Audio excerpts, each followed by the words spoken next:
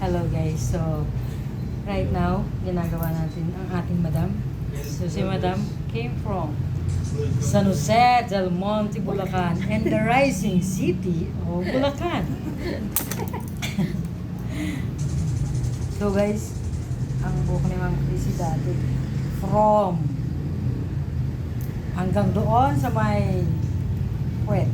But definitely ngayon, ano na siya, hanggang dyan na lang. So, nire-revive natin ngayon yung buhok niya. Kasi there's a lot of tangles as well. Yung kanyang hair ay nag-full length.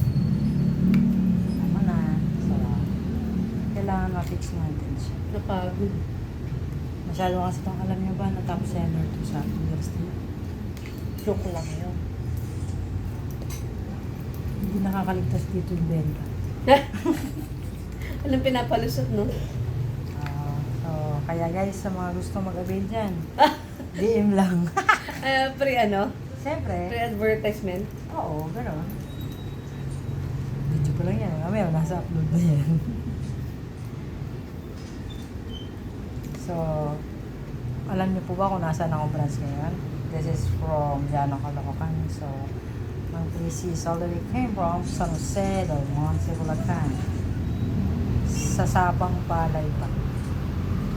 So, ganun tayo dinadayo guys. So, masyado tayong pinagpapala sa mga ganitong kliyente. So, by the way guys, our anniversary and main branch will be fast approaching already. It would be on July 8. So, see you there. There's a lot of promos and privileges will be given. So, markahan na po ang inyong kalendaryo. So, right now, anong ginagawa ko? So, nag-confirm po muna tayo din sa ribbon.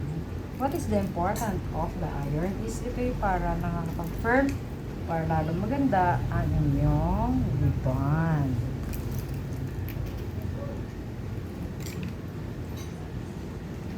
Yeah, yung iba na nagtatanong bakit kailangan yung ribbon ay pinaplansya. Kasi nakasalalay sa plansya ang nagiging straight ng inyong hair. Ano daw brandong plancha? Ito from Japan.